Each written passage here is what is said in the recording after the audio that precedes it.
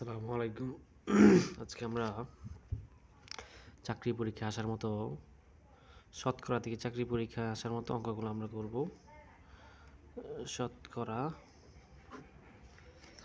আচ্ছা, এর আগে আমরা কিছু সূত্র শিখে নেই। আচ্ছা, সূত্র হচ্ছে 1 নম্বর, সুদ আসল সমান সমান আসল যোগ সুদ। আচ্ছা, 2 নম্বর যদি বলি আমি আসল সমান সমান সুদ ইন্টু 100 ভাগ হচ্ছে সুদের হার ইন্টু সময়।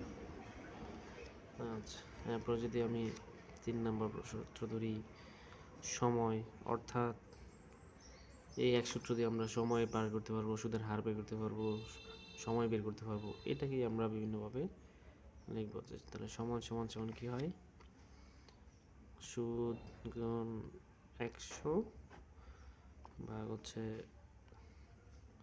আসল গুণ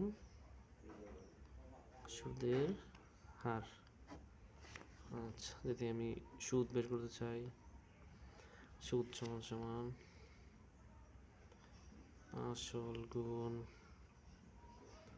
সুদের হার গুণ সময় ভাগ হচ্ছে 100।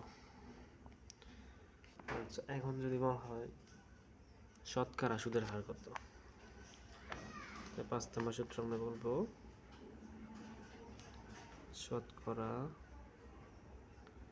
সুদের হার সমান সমান সুদ ইন্টু 100 ভাগ হচ্ছে সময় গুণ আসল। আচ্ছা, এই 5টা সূত্র শিখলে আমাদের মোটামুটি আলহামদুলিল্লাহ আমরা এই সুদের অঙ্কগুলো পারবো। আচ্ছা, প্রথম অঙ্কটা দেখি। অঙ্ক নাম্বার হচ্ছে 1। কি বলছে? 350। আচ্ছা, আমাদের প্রশ্নটা দেখেন। 350 টাকা দরে 3 কেজি মিষ্টি কিনে 4 টাকা হারে ব্যাট দিলে মোট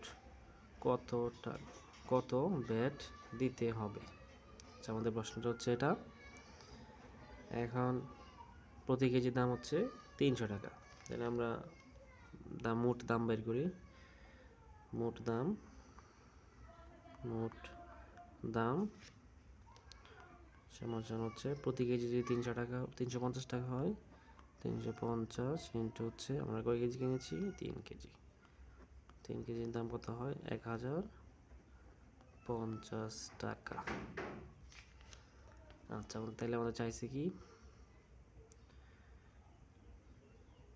4 টাকা হারে ভ্যাট দিলে মোট কত ব্যাট দিতে হবে? আমাদের ব্যাটের হার হচ্ছে 4 টাকা, মানে 4%। তাহলে আমরা যদি বলি, সুতরাং 4 টাকা হারে ব্যাট দিলে মোট ভ্যাট দিতে হবে, মোট ভ্যাট দিতে হবে কত?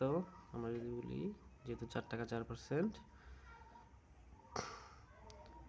এই যে 1050 এর 4%। তাহলে যদি আমি এটাকে ভেঙে লিখি, আর 50 ইন্টু 4 ভাগ হচ্ছে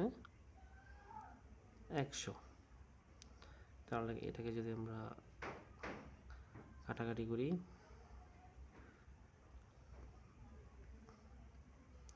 আচ্ছা 50 দিয়ে যদি কাটি আমরা, তাহলে এখানে আসবে 2, আর এখানে আসবে কত?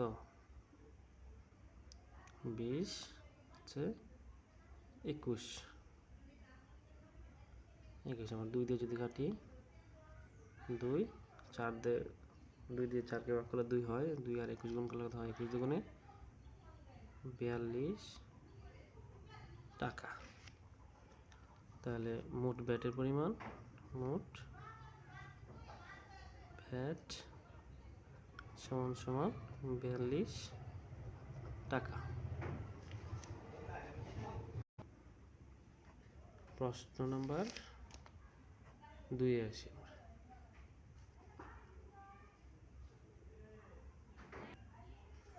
আচ্ছা, তাহলে দেখেন আমাদের 2 নম্বর প্রশ্নে কি আছে, কোনো সংখ্যার সাথে 40%, কোনো সংখ্যার 40% এর সাথে 42 যোগ করলে যোগফল হবে ওই সংখ্যা। যোগফল হবে কোন সংখ্যা? ওই সংখ্যা।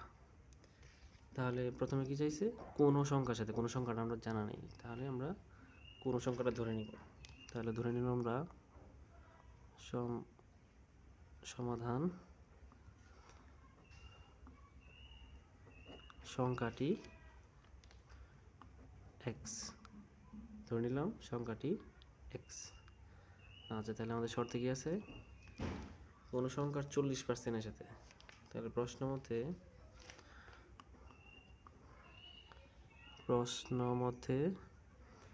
কোন সংখ্যা 40%, তাহলে x এর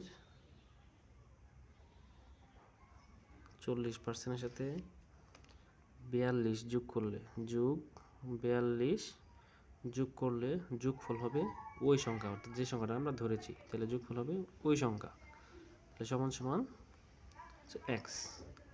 আচ্ছা, এখন আমরা যদি করি,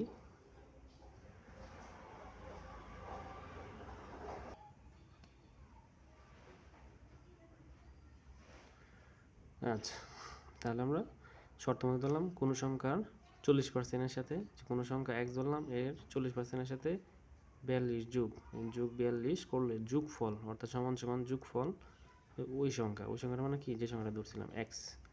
আচ্ছা, এখন যদি আমরা এই সংখ্যাটাকে ভাঙি তাহলে কি হবে,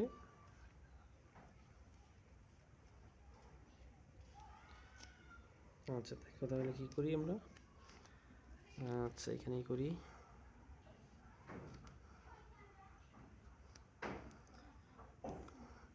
তাহলে x ইন্টু 40 ভাগ হচ্ছে 100 প্লাস হচ্ছে 42 সমান সমান x। আচ্ছা, এরপরে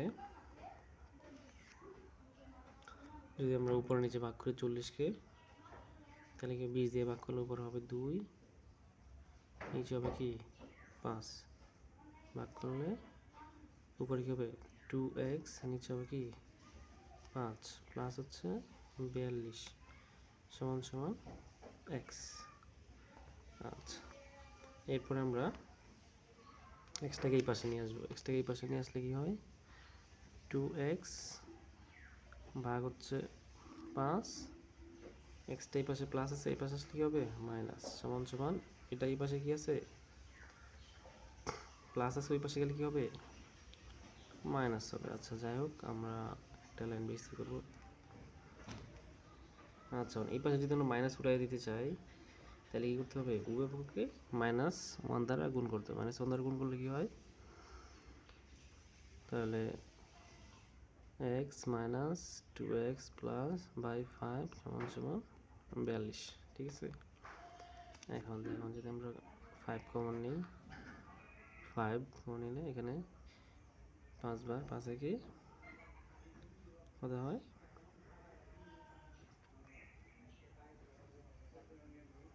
x মাইনাস হচ্ছে 2x কেন হচ্ছে 42।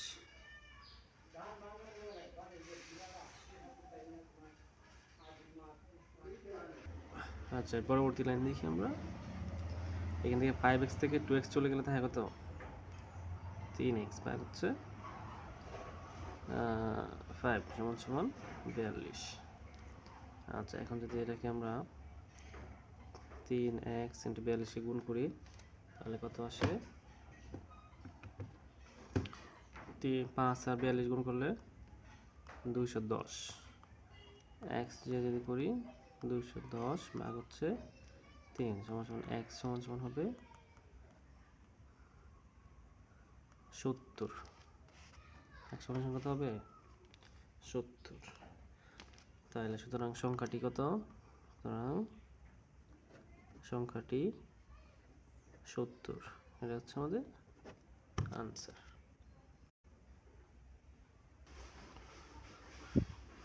আচ্ছা, এবার আসি আমরা আমাদের 3 নম্বর প্রশ্নে।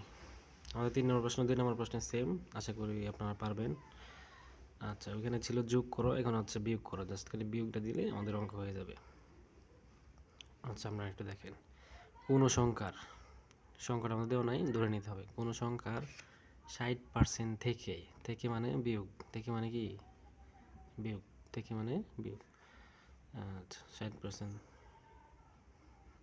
থেকে 60 বিয়োগ করলে, বিয়োগ বলে দেওয়া আছে, বিয়োগ করলে ফলাফল মানে বিয়োগফল হবে ওই সংখ্যা, অর্থাৎ কোনো যে সংখ্যাটা আমরা ধরবো ওই সংখ্যাটা বিয়োগফল হবে। চেয়েছে তোমাকে সংখ্যাটি কত। আচ্ছা, তো আমরা ধরে নিই সমাধান সংখ্যাটি x, এটা ধরে নিলাম সংখ্যাটি x। তাহলে আমাদের প্রশ্ন মতে কি আসে? যদি প্রশ্ন মতে যাই, প্রশ্ন মতে কোন সংখ্যার 60% থেকে, তো কোন সংখ্যা 60% কি x এর 60% থেকে 60 বিয়োগ 60 বিয়োগ করলে ফলাফল হবে, ফলাফল মানে সমান চিহ্ন, ফলাফল হবে ওই সংখ্যা, অর্থাৎ যে সংখ্যাটা আমরা ধরেছিলাম ওই সংখ্যাটা হবে। তাহলে ওই সংখ্যাটা কি? ওই সংখ্যাটা হচ্ছে x। আচ্ছা, এখন আমরা ক্যালকুলেশন করব। যদি 60কে আমরা পার্সেন্টেজে ভাঙি, x ইন্টু 60 ভাগ হচ্ছে 100 মাইনাস হচ্ছে 60 সমান হচ্ছে x। আচ্ছা, তারপর আসেন, যদি আমরা 60কে ভাগ করি 20 দিয়ে, তাহলে কি আসবে? উপরে আসবে 3, নিচে আসবে কত? 5। তাহলে 3x ভাগ হচ্ছে 5 মাইনাস 60 সমান সমান x। আচ্ছা, এখন যদি আমরা চলকগুলোকে এক পাশে নিয়ে আসি, চলক কোনগুলো? এই যে x এবং 3x/5, 3x ভাগ 5, xটা এই পাশে প্লাস আছে, এই পাশে আনলে কি হবে? মাইনাস। সংখ্যাটাকে আমরা সমান চিহ্ন ওই পাশে নিয়ে যাই, তাহলে 60 এর এই পাশে কি আছে? মাইনাস, ওই পাশে গেলে কি হবে? প্লাস 60। এই যে 60। এখন যদি আমরা 5-এর লসাগু নেই, 5 যখন একবারে যায়, 1 দিয়ে আপনি গুণ করলে 3x ইন্টু 3x, আর এটার নিচে মনে মনে 1 আছে, 1 দিয়ে 5কে ভাগ করলে 5 হয়। 5 দিয়ে আবার x গুণ করলে কি হয়? 5x 5x।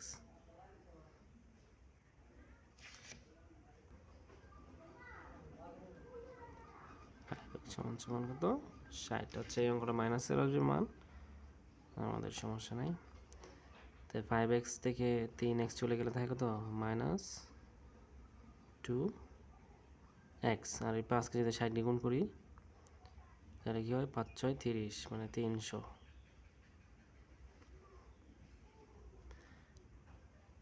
এখন x-কে মাইনাস 2টাকে এই পাশে নিয়ে যাই, x সমান সমান 300 ভাগ হচ্ছে মাইনাস 2।